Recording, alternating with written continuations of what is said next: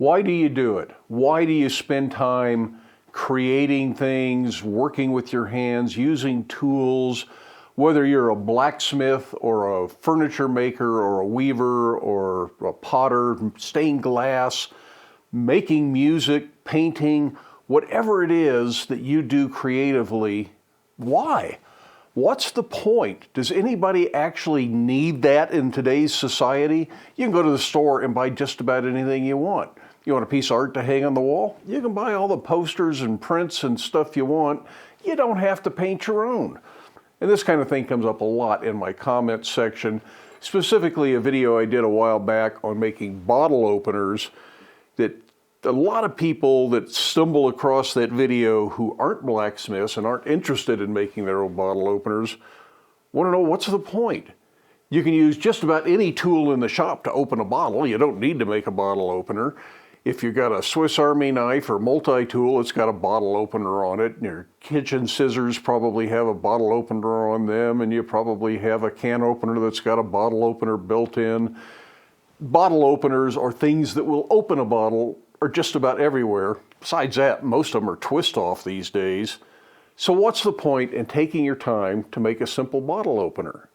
Chances are that if you're watching this video, you already know why you're doing that, and it has nothing to do with, I need a bottle opener, so I'm going to take a half an hour, maybe 2 or 3 hours if you're new at the craft, to make a bottle opener. That's not the point. It never has been. A lot of it is skill building. You're learning skills by making something as simple as a bottle opener that will translate to things like this candelabra or this sample that I've got for a gate that I'm working on. But why make the gate? I could go buy something at Home Depot or Lowe's or any of the other big box stores that would fill the opening over here. And besides that, this opening doesn't actually need a gate. I don't need any security there. It's about the exercise of making the gate. It's about the process of creativity, expressing yourself, using your hands to create. And while I say society doesn't need hand-forged bottle openers, they don't need hand-forged candelabras or hand-forged gates, I think humanity does need those things. Humanity needs art. Cities that have art are much nicer cities. You go to these old cities in Europe that have grand statues, big buildings, lots of ironwork. There's always been artists in those cities. People go to those cities because of that stuff. And more modern cities that don't have the artwork are kind of boring. They're just a place to have office buildings and people go to work and they go shopping. But it lacks the culture, it lacks the excitement that a city that is full of artwork does. And I think that's why we create. I think we need to create. Humanity has always been creating. If you go back to the earliest humans, their life was full of struggle. It was constant battle just to survive, to find food, to protect yourself from predators.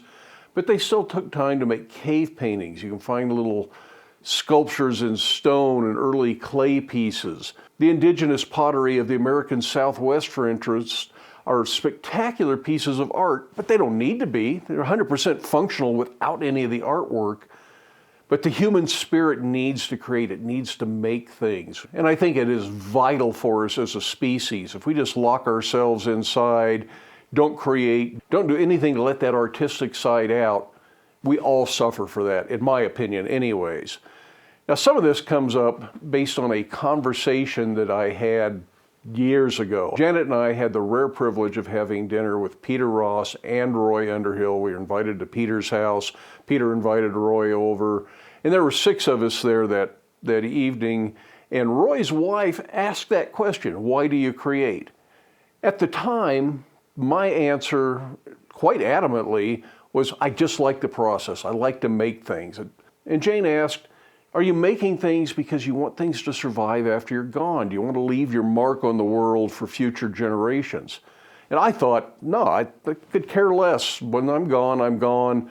I just want to create things. People can enjoy them. They can get some use out of them. If they live on, they live on. But as I get a little bit older, I think I'm changing my perspective on that.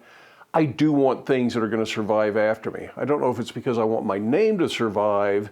I don't know that it's so much that as I want work that survives. I want work that a future generation says, wow, whoever made this was skilled.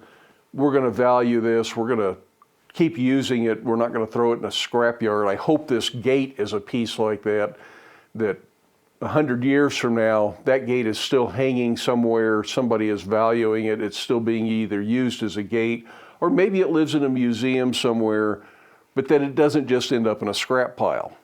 You never know. There's nothing I can do about it at that point anyways. But I'm hoping that my work is valued later, whether it's because it was my work or just because somebody recognizes the amount of work and the effort that went into it. I'm not sure if that matters so much to me, just that the work survives. To think that I'm going to put 100 hours, 200 hours, whatever it is, into this gate, and that it's just destined to be sold for scrap at some point in the future is really quite depressing. So yes, I want my work to live on. I want my children, my grandchildren to value it. But beyond that, I want future generations to value it. Somebody that just acquires it from an antique shop, or it's passed from generation to generation, and people kind of forget who made it and don't know anything about my story. Hopefully the work still survives. And to some extent, that's why I make YouTube videos. These videos will go on without me. If I quit making YouTube videos next week, my videos would still be out there. People would still be able to watch them. Hopefully up-and-coming blacksmiths would still learn something, still develop some skills based on what I'm able to share here on YouTube. So it all goes together. It's all creative. But I would love to hear your reason for creating. Why are you doing this? Or whatever it is that you do for creativity. Like I say, it could be knitting, it could be weaving, it could be cooking fancy meals. That's a form of creativity.